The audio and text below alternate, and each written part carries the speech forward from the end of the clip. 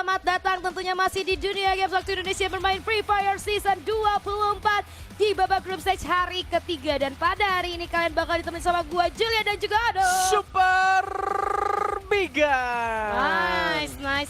Setelah melalui 2 hari babak group stage, kita melihat ups and down dari setiap tim yang bermain. Hari ketiga ini gue yakin akan lebih sengit lagi karena kemarin King Kodok bilangnya kalau hari pertama tuh katanya sepi mainnya, agak bosen. Hari kedua kata King Kodok udah mulai terlihat intensitas permainannya lebih tinggi lagi dari tempo permainan. Dan apakah hari ketiga ini akan sama seperti hari kedua? Masih bisa jadi atau justru malah lebih improve lagi. Nah kalau misalkan kalian bingung apa sih yang dibilang Julia di hari pertama kurang, hari kedua ada peningkatan, kalian ketinggalan. Artinya kalian belum follow sosial media kita. Makanya kalian follow terlebih dahulu di Instagram kita duniagames.esports.id. Kalian bisa follow juga Facebook page kita Dunia Games Esports ID dan juga follow TikTok kita duniagames.esports.id. Dan kalian juga bisa banget buat kunjungin website kita di duniagames.co.id/esports. Betul sekali, dan jangan lupa juga buat kalian yang nyari top up voucher game murah di mana sih Kak Julia? Langsung aja di download aplikasi Dunia Games sekarang juga. Karena di sana banyak promo setiap harinya dan juga setiap kalian top up di sana kalian bisa dapetin yang namanya DG Point dan nantinya DG Point itu bisa kalian tukarkan, kalian kumpulkan lalu tukarkan menjadi merchandise dari Dunia Games. Langsung download sekarang aplikasi Dunia Games di handphone kamu. Betul sekali. Apalagi kita nantinya di tahun baru akan menghadapi collabs, bukan? Betul, bukan. Tanggal 10 Januari. Apa? Naruto. Wow. Itu buat kalian. Jangan lupa di top up sekarang juga di Dunia Games. Ada collabs dan gue yakin kalian tuh banyak banget yang suka sama Naruto ya. Iya. Termasuk Anda, betul?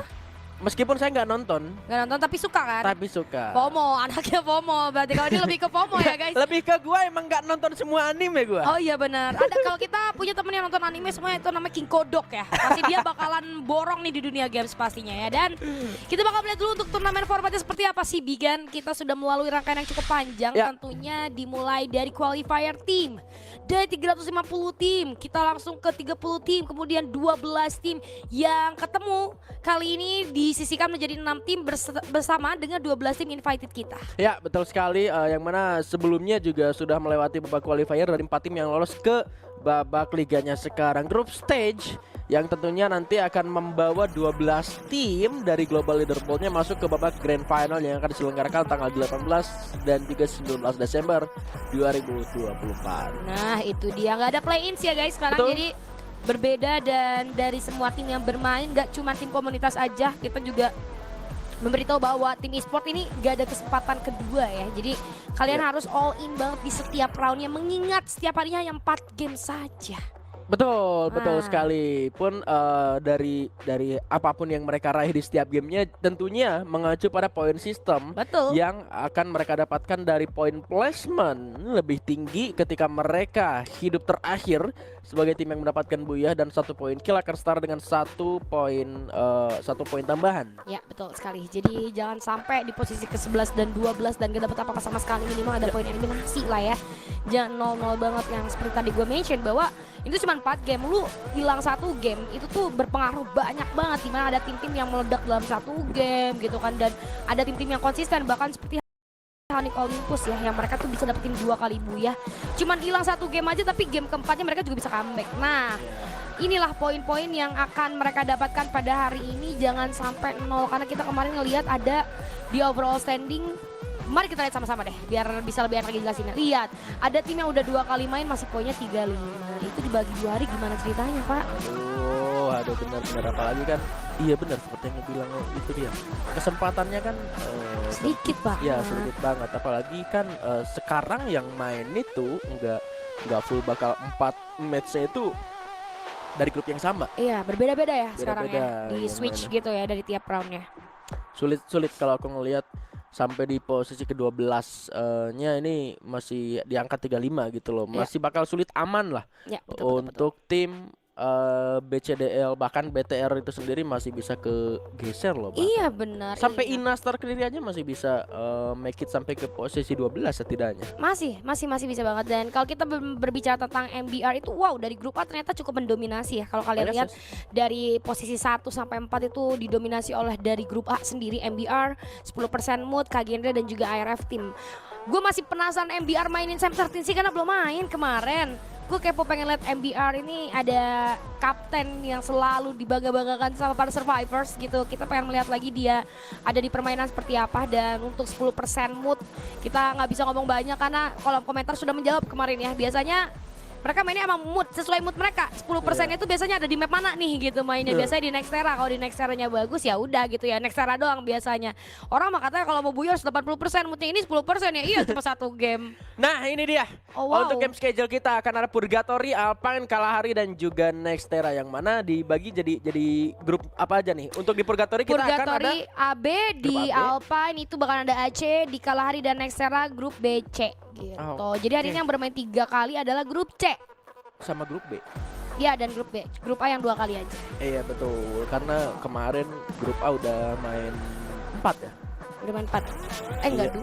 2 dong. 2. Oh iya benar, hari 2. pertamanya 4. Betul sekali. Oke, Jadi hari ini kita akan melihat dari performa grup B dan juga grup C ya. Kenapa tadi di overall standing grup A lebih unggul dari segi poin ada di top 4 ya, karena mereka bermain udah lebih banyak. Iya, gitu. iya, Makanya mereka masih possible banget nih buat dikejar sama dari grup B dan juga grup C. Makanya ini menjadi early warning buat grup A. 2 game yang mereka permainkan hari ini itu harus lebih maksimal dibandingkan grup B dan juga grup C. Harus all in banget hari ini. Iya betul. Dan yang diuntungkan sekarang grup B menurut gua, karena mereka di match yang kedua dapat break dulu tuh, Iya. satu map.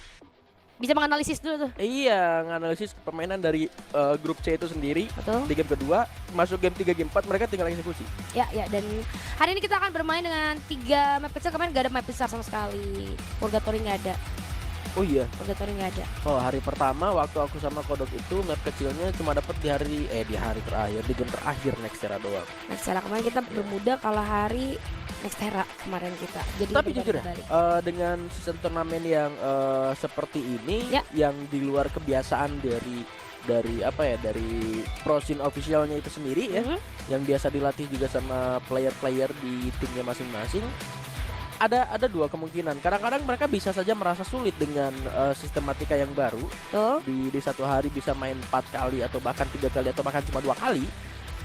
Bisa jadi, tapi gini, tapi kemungkinan kedua adalah mereka tuh dituntut harus bisa menghadapi situasi apapun. Betul. Nah sekarang menurut gua situasinya lebih berat lagi. Kenapa? Karena yang pertama, selain daripada sistem turnamennya yang berbeda di qualifiernya, mereka juga harus menghadapi patch update terbaru yang mana kalau boleh gue bilang patch update yang sekarang itu paling sulit buat ditebak. Paling sulit buat ditebak dari segi gameplaynya juga jadi susah buat di matchin ya gitu kan dengan update patchnya gitu, dengan kalau dibilang apa, nanggung ya. Nanggung. Update patch yang nanggung gitu, jadi nggak ngebentuk meta baru tapi juga nggak di meta lama gitu. Nah Di itu, tengah-tengah. itu dia. Kalau misalkan kalian inget di tahun berapa ya, mungkin 2019an sebelum adanya revival system, itu kan masih zaman masih meta banget namanya flanker tuh. Nah di salah satu patch update yang menghilangkan flanker pada waktu itu, nah ini tuh kayak sekarang tuh. Betul. Jadi ada satu role yang hilang. Kalau zaman itu tuh flanker yang hilang. Kalau sekarang ada yang hilang tapi nggak terlalu kelihatan banget. Tatsuya Iya. dibilang hilang banget juga enggak juga. Ada yang masih pakai kok, cuman Gitu. jadi intensitasnya sedikit berkurang gitu, karena kan ada 5 detik itu ya, dan Ya, itu benar. tuh lumayan banget loh. 5 detik itu benar-benar berpengaruh untuk tipikal-tipikal racer yang biasa main cepat. Ketika ada casting time 5 detik aja, 5 detik tuh bisa aku bilang lama banget loh di Free Fire. Soalnya 0, sekian detik aja itu tuh masih bisa ketebak sama musuh pergerakan kita, apalagi 5 detik. 1 detik aja itu bisa hilang kepala, apalagi 5 detik gitu. Jadi menurut aku Tatsuya di nerf kayak gini sih itu membuat banyak banget perubahan buat khususnya racer sih. Iya, dan gue salut banget sih sama para coach yang bekerja keras di balik player ya. Betul. Dari tim yang sedang bermain di. Gue kemarin sempat ngobrol sama coach Manggis. Ya. Lagi mabar kita pagi-pagi, terus beliau bilang kayak, iya sekarang itu patch yang sulit banget, tapi beliau sebagai coach juga dia harus tetap bisa ambil inti dari patch update yang sekarang gitu loh. Kalau gue jujur aja gue udah pusing banget. Jangankan buat main turnamen, buat ngereng aja nggak nemu gua skill yang bagus buat main rank itu. Untuk jadi caster ya kita ya. Kalau kita jadi player ini udah mulai khawatir degradasi kalau gitu kan ceritanya. Tapi gue sepakat sama Bigan dengan adanya update patch yang kali ini, yang sebelumnya gue belum into banget nih ngelihat update patch yang kali ini kan. Jadi masih banyak yang perlu gue pelajarin, tapi dari beberapa yang sudah gue ketahui adalah yaitu menurut gue Tatsuya adalah salah satu hal yang cukup impactful sih, karena dia tuh bener-bener hal yang rame banget dipakai di patch kita yang sebelumnya gitu. Iya. Dengan adanya revival system yang terkena beberapa nerfs kayak harganya jadi lebih mahal gitu kan, mau nggak mau lu harus ningkatin movement lu Iya, biar bener. nggak ke pick sama musuh gitu. Dan sekarang ratsnya dikurangin, waduh itu jadi menarik. Jadi semua tim harus berperang setup gitu. Jadi Iya, setup siapa yang paling mateng udah pasti dia menang, karena tidak 100% mengandalkan skill-skill seperti untuk kabur atau untuk maju. Iya betul, mau dibilang patchnya durability juga kayaknya nggak juga Nggak gitu loh. juga. Mau dibilang meta heal juga heal nggak ada yang diupdate sama sekali. Betul. Sesimpel kayak gini guys, di update sebelumnya ketika Andrew udah mulai di adjust ya. Kalau dulu kan Andrew, kalau misalkan ada yang pakai 3 Andrew, sejauh apapun playernya misa-misa, Andrew-nya bakal tetap kena. Betul. Tapi sekarang Andrew diubah jadi skill area gitu ya, karena impactnya itu ke meta-meta yang lain. Walah. Nah aduh. itu dia, sambil kita masuk menuju ke dalam game pertama untuk Let's hari go. ketiga kali ini, yaitu di map Purgatory. Dan kita akan menyaksikan pertempuran antara grup A dan juga grup B. Langsung dibuka dengan map besar dan Aduh. juga jalur pesawat yang aneh banget. Jahat. Ini tuh berbanding terbalik dengan hari kedua kemarin ya, karena kemarin semua garis pesawat di 4 map itu bagus banget, garis pesawatnya literally di tengah. Dan gue sempat mention juga kemarin, kenapa Kak Julia selalu nyebutin garis pesawat? Karena garis pesawat ini berpengaruh banget di early fight guys. Ketika Benar. garis pesawatnya terlalu condong ke satu arah, itu akan membuat banyak tim yang transit dulu di drop zone musuh. Karena Yes. mereka nggak nyampe ke drop zone mereka. Dan ini akan terjadi sebentar lagi. Karena garis pesawat yang terlalu condong ke sekitaran Mod House bahkan. Waduh ini jauh banget sih condongnya. Benar-benar menyulitkan mungkin tim-tim yang ke sentral ya kan. Mountain Villa ini jauh banget sih. Dan akan banyak banget gesekan yang terjadi di early kali ini. Yes, itu dia. Bahkan sudah ada Dino Killer yang dibuka di sekitaran area Forge dan juga Fields, memaksa para pemain kali ini membuka marketnya untuk mengambil MP5, tapi Hans Waduh. hanya sendirian saja, tidak bisa menyelamatkan dirinya. Ya buat kali ini Pesaka kehilangan 2 pemain mereka atas Kraken MT7 Jawa yang berada di area field sana. Penetrasi dia juga terjadi sebuah fight. Ada Bodal Moshi bergerak ke arah bawah, tapi siapa ini player Thailand ini nickname-nya begini? Coba, Ini coba. Bodal, ini kemarin gak ada yang nicknya gini tapi baru hari ini gitu kan. Dan banyak banget fight yang terjadi gitu. Tadi juga kita melihat bahwa ada tim Pesaka yang kenapa bisa kayak gitu. Seperti yang gua bilang, ketika mereka tidak bisa turun di drop zone yang mereka punya seutuhnya, ya akan terjadi seperti Pesaka turunnya di open field. Bentar. Ini global siapa nih? Ini global siapa nih yang ngalangin ini nih? Ini bisa jadi bug tau. Eksploitasi bug. Gua nggak tahu masih berlaku atau enggak dari regulasinya, tapi setahu gua masang global ke lantai 2 dari bawah itu kan nggak boleh. Tapi Kagendra yang tiba-tiba datang ke bagian atas, Ira berhasil menumbangkan satu pemain bekerja sama dengan seorang Rab di sana sehingga menjadi 3 poin eliminasi. Tapi Dead hampir saja tumbang kali ini dengan shotgun merchant-nya akan naik menuju ke lantai 2. Tapi tiba-tiba Darkon dari kejauhan berhasil mendapatkan 1 orang, mendapatkan angle yang cukup baik meskipun celahnya cukup sempit dan memberikan informasi kalau di bawah seorang Darkon masih ada 1 pemain di sana, Moshi, yang coba dilepaskan tembakan. 2 Skyler langsung dibuka, tidak ada global lagi untuk seorang Moshi dan oh my god, udah clutch. Meskipun dapat 1 tapi bocah dalam pulang di posisi ke-12. Waduh, bocah dalam memang sudah terkoyak-koyak ya kalau kita dari segi setupnya tadi. Bisa kita akuin disiplin banget setup dari Kagendra itu sendiri, di mana ada seorang Darko yang ambil area atap sehingga vision juga jadi lebih luas lagi. Yang di bawah juga cukup mengganggu. Pertama kalau kita lihat tadi sempat ada yang di lantai 2 di push sendirian, di bawah juga di push, pada akhirnya udah terpisah formasi daripada bocah dalam itu sendiri dan nggak bisa ada perlawanan saling backup satu sama lain. Dan namun ada tim Kraken juga kali ini harus terlibat satu fight, masih bisa diatasi dengan cukup baik. Begitu pun dengan tim Badak kali ini yang memiliki beberapa obstacle, tapi FT7 Jawa terkena hit yang cukup parah nampaknya Bigan. Terlalu cepat Max Easy, dia ngelepasin aim ke arah 1 pemain di sana, padahal tinggal 1 peluru terakhir dia bisa menumbangkan 1 orang yang berada di depan posisi Miracle Boy. Akhirnya terjatuh kali ini. Sebuah fatal sempat dilemparkan ke arah MVP Jateng di sana, namun masih belum keluar dari pertahanan sendiri karena tentunya akan sangat sulit untuk langsung nabrak ke arah tim Badak. Dia hanya sendirian saja, sementara dari arah tim Badak ini ada 3 orang. Nah, tembakannya bukan dengan plasma gun yang sudah mendapatkan buff di mana-mana bisa dapetin plasma gun. Masih dengan rebel rush-nya 3 orang melepaskan tembakan. Oh, King Kong sempat didembangkan di sana. Masih ada upaya revive yang coba dilakukan. Dan buat kali ini Miracle Boys akan melarikan diri menuju ke arah yang berbeda. Tadi ada flick shot yang hampir gagal ya di sana ya, ketika dia coba strafing dari kiri ke kanan, ternyata musuhnya lebih siap nembak. Untung di belakang ada 2 teman yang lain. Itu kebayang kalau misalnya 1v1 situation, malah jadi poin eliminasi buat musuhnya gitu. Dan mereka akhirnya melakukan moving. Kali ini kita akan melihat banyak banget tim yang melakukan pergerakan ya guys, karena mereka juga early fight terus cuman transit sebentar habis gitu cabut. Sementara di sisi yang lain IRF tim kali ini hadir. Oke, ada 1 tembakan yang sudah mulai connect, tapi sudah diaktifkan, beberapa barikade dulu sudah dibangun, 1 player berhasil ditumbangkan, namun di sisi yang lain juga Jenner dan tanda tanya pun hilang. Pertukaran yang terjadi 2 versus 2, Lubunya tumbang, namun CSK di 10%, terus kehilangan 3 player, menyisakan 1 player saja. 3 poin eliminasi berhasil terkonfirm kali ini, menyisakan 1 player, itu harusnya Binsin ya, tapi karena jaraknya cukup jauh juga harusnya dia masih bisa untuk mundur. Nah, yang menjadi catatan ini terlalu terbuka juga posisinya, untungnya dia bisa hidupin 1 temannya kembali, itu seorang Daping. Ya, udah. Skybin. Ini ex player ini juga. Iya. Aduh. Bentar.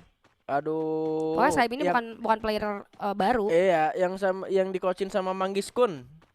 Nah, dia juga pernah jadi coach di Kagendra. Skybin ini. Nah, dia mantan player dari West Bandit ya. Kalau nggak salah. WB Skybin. Iya, WB Skybin benar-benar. Ya lama kita tabrak. Gray masih bisa mengamankan dirinya kembali dengan sebuah keluar yang dibuka. Stevie juga coba dia buka. Bahkan yang dikeluarkan lawan MBR kali ini akan sangat panas sekali terasa. Tapi kali ini dari arah Iwan sudah memiliki 1 buah Stevie lagi yang sudah mulai dari kemarin kembang. Bahkan lihat Iksor akan buka dari belakang. Stevie sudah dibuka kali ini untuk menambah durability. Ray akan masuk, 1 tembakan terkena, 2 tembakan terkena. Belum ada ledakan yang connect dari arah shotgunnya. Namun sekarang masuk ke arah dalam. 1-1, sangat luar biasa sekali. Sementara Son akan coba melakukan ending terlebih dahulu, mendapatkan 1 orang. Dan Evo sudah kehilangan 1 orang ambas di sana yang harus terpick off dari arah yang berbeda. Sayangnya di sana Gedai tidak bisa memberikan damage-nya, tidak bisa deliver damage-nya menuju ke arah bawah dan tidak mendapatkan 1 orang pun. Gak bisa karena POV-nya agak sedikit sulit. Tadi di bawah banyak banget keluar yang dibangun juga, terus ditarik ke arah kiri, sementara Gedainya di kanan. Jadi posisi dari seorang Gedai juga nggak bisa terlalu free untuk melakukan backup terhadap teman-temannya yang ada di bawah. Tapi udah dari awal winning kondisinya ada di MBR ketika Rasyanya tumbang menjadi 3 versus 4, dan juga ketika Rasyanya dihidupkan kembali nggak bisa langsung backup ke sana. Namun di arah yang berbeda juga kita melihat Skybin kali ini, at least dia udah bisa berhasil untuk ngehidupin teman-temannya kembali. Ada sedikit nafas kembali untuk tim 10% mood. Yang menjadi catatan pentingnya adalah mereka ini lagi ada di ujung map nih. Gimana caranya mereka reset di map Purgatory yang map besar ini untuk maju ke arah tengah, dan dengan banyaknya tim yang berbondong-bondong untuk masuk ke area sentral tentunya, dimana kita lihat udah ada 1 tembakan yang dibuka. Lubu akhirnya terspot juga posisinya, harus masuk ke dalam rumah. Ada save yang diaktifkan tapi rasanya double pick tidak akan bisa menyelamatkan seorang Lubu. Masih bisa knockdown 1 player, namun masih ada bala bantuan juga yang akhirnya membuat Lubu pun tidak bisa berkata banyak, Wigan. Ya, real ini Stevie impact juga sih Lubu kalau misalkan banyak dia enggak. Iya, kalau misalkan dia nggak di double pick, dia udah bisa trade 1-1 tuh, dia dapat 1 tapi dia pun knock barengan di saat bersamaan barusan gitu loh. Stevie memang sekarang menurut gua kenapa udah mulai dipakai lagi karena adanya buff dari Alvaro juga yang bisa meledak dengan 3 ledakan, bukan lagi Bukan main. Bukan lagi bukan main. Kecelakaan tunggal tuh kalau gue lihat-lihat tuh. Iya, Stevie-nya udah mulai kepake karena yang pertama mungkin Alvaro-nya di buff, yang kedua pilihannya adalah ketika si Tatsuya-nya di nerf parah banget. Jadi kalau misalkan durability ketika pakai Tatsuya adalah biasanya orang pakai Sunny ya, nambahin shield point, tapi karena sekarang ketika cooldown dari Tatsuya sedang berlangsung, Sunny-nya juga tetap berkurang gitu loh, shield point-nya berkurang lagi. Makanya durability-nya diganti pakai Stevie aja sekalian. Ya. Jadi ada tambahan. Makanya kemarin gue sempat bilang sama Kiko, Dok, ini hari ini banyak banget yang main pakai Stevie. Iya, balikin apa sih namanya? Balikin health point dari face lah. Ya. Kadang-kadang kan ada aja tim yang gak pakai Stevie, tapi bisa kita katakan kali ini dari setiap tim pasti punya Stevie juga gitu. Iya, jadi balik kayak ke meta granat dulu. Sama kayak tadi kita ngobrol sama Raf ya, berarti memang sekarang kayak meta granat masuk. Iya, cuma kayaknya memang bener-bener metanya granat, cuma belum ada tim play ataupun kayak tim ini biasa dengan main granat gitu loh. Karena meta granat udah mulai diganti juga waktu kemarin-kemarin. Iya. Lebih ke 3-1, satunya sniper ya. Iya. Lebih seringnya seperti itu. Meta granat itu terakhir yang gua lihat efektif di zaman-zamannya Beyond ada di EVOS.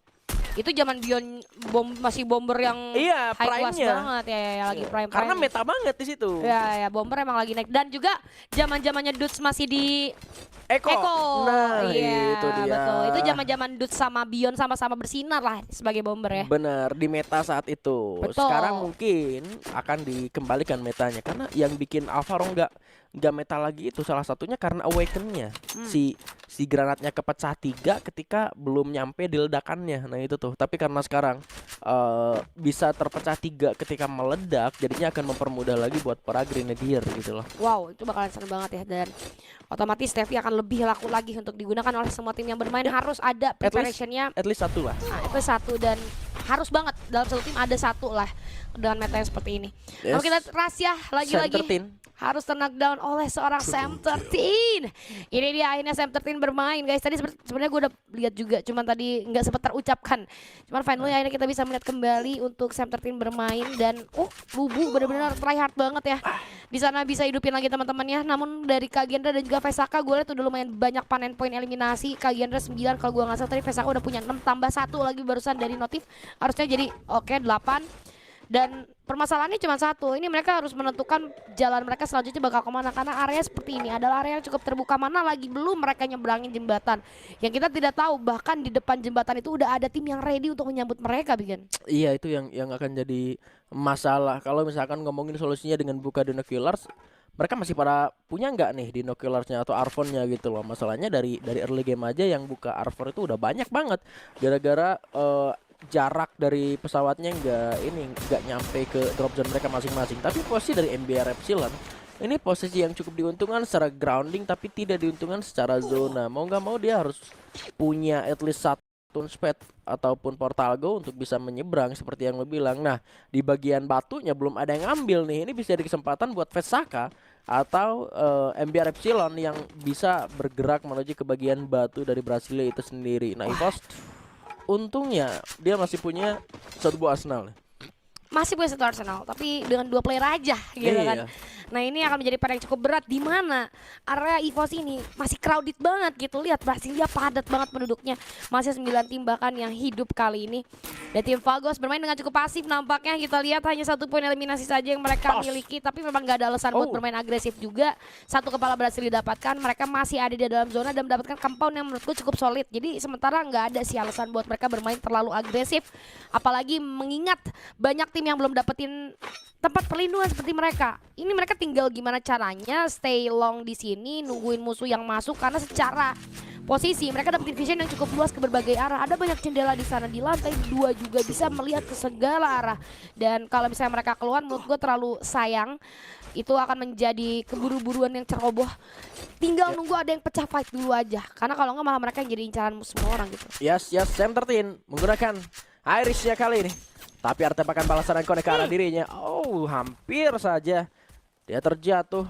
Namun dengan digantinya Skyler dengan Iris, ini juga jadi satu pemetaan yang cukup menarik untuk para sang support. Tapi kali ini Sona harus terjatuh. Ada satu tembakan konek, bahkan ternyata kali ini Hans berhasil mendapatkan seorang Ixora. Membuat kali ini MBR Epsilon kehilangan 2 pemain ya. Misalkan 2 orang saja. 3 pemain dari MBR ada di sebelah mana, sementara Center juga fokus ke arah yang berbeda. Sampai akhirnya kali ini Guns juga harus terjatuh. Ixora tidak bisa diselamatkan. Pertempuran terjadi tidak di dalam pantauan seorang Sam13 yang membuat kali ini MBR Epsilon akan terhenti perjalanannya di arah jembatan. Vesaka ngambil jalan bawah jembatan. Tadi sempat Bigan mention ini harus punya mini launchpad atau enggak punya portal go gitu, karena menyeberang di jembatan seperti ini bener-bener tricky banget. Dan untungnya Vesaka ini membaca bahwa oke, kita ngambilnya area yang lebih aman, yaitu di bawah jembatan. Sementara MBR ngambil area atas dan teman-temannya ke pick off juga di arah bawah. Sam13 nggak bisa backup karena di bawah itu menjadi blind spot buat dia.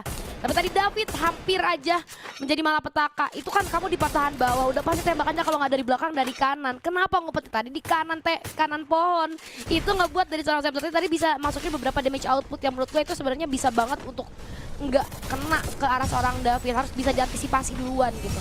Dan kita akan lihat kali ini EVOS yang masih bertahan di area Arsenal bakal coba untuk menutup beberapa jalan masuk. Namun sayang sekali sudah Brand Freeze juga yang mewarnai dan membuat seorang gede kesulitan. Satu persatu sudah mulai tumbang, 12 poin eliminasi dari Kagendra yang harus memulangkan EVOS Divine ke arah lobby di posisi ke-9, Bigan. Ya, Kagendra kembali lagi di Brasilia dengan 12 poin kill. Mereka panen banget di Brasilia, akan masuk dalam zona tapi tembakan jika connect daerah berbeda. IRF Team sudah pulang di posisi yang ke-8. Kagendra mendapatkan kesulitan kali ini. Darko juga harus ditumbangkan, sementara dari Kagendra hanya misalkan seorang Raf di bagian dalam Arsenal terkena sandwich dari arah Kraken dan juga 10% mood, membuat kali ini Raf tidak bisa berbuat banyak. Sepertinya sampai akhirnya akan tereliminasi mungkin di posisi yang ke-7 karena situasinya sudah sangat sulit sekali. Ada Cloud yang berhasil dikonfirm eliminasi oleh satu orang main, sementara tim Vagos kali ini Aiden coba masuk ke dalam zona selanjutnya, tersisa sendirian nampaknya. Kalau dilihat dari tim Vagos yang sangat sulit akan berhadapan dengan satu pemain dari tim 3 di sana. Ada seorang Nang, MT9 coba dibuka, tetapi masih belum ada satu poin eliminasi dan ternyata kali ini berhasil diamankan oleh seorang Nang. Raf masih selamat ternyata kali ini dengan Kelly yang dia gunakan untuk membuat tembakan pertamanya, mendapatkan persentase damage yang lebih tinggi. Sem13 masih bisa mendapatkan MT7 Jawa diserapkan terhadap 2 poin, berhasil ditumbangkan. Salah semuanya perkataanku. Nampaknya Raf dan juga Sem13 masih survive. Otak Karama dulu ada yang pulang menuju ke arah lobby dan MBR pulang di posisi yang kelima. Wah, MBR pulang di posisi yang kelima. Kalau kita melihat ada dua tim yang cukup pincang kali ini karena tidak menyisakan siapapun. Kagendra pada akhirnya berhasil tumbang di posisi keempat, tapi nggak masalah, mereka punya 12 poin eliminasi. Kraken yaitu seorang Jateng kali ini seorang diri saja harus membagi vision ke arah dua tim sekaligus. Satu tembakan yang connect nampaknya cukup mengganggu dari seorang Jateng, mengganggu clash yang terjadi antara Vesaka dan juga 10% mood yang kita lihat ternyata moodnya lagi bagus di game pertama karena berhasil masuk ke top 3. Skylar kali ini dan juga Gloomhatter sudah mulai mewarnai fight yang berlangsung, tapi dua player pada 10% langsung tumbang begitu saja. Ada Orange One yang digunakan tapi nampaknya tidak bisa menyelamatkan mereka. Dua tim Trisa dan ini dia akan menjadi buya untuk Vesaka Esports. Ya, Purgatory selalu bisa menjadi milik Vesaka meskipun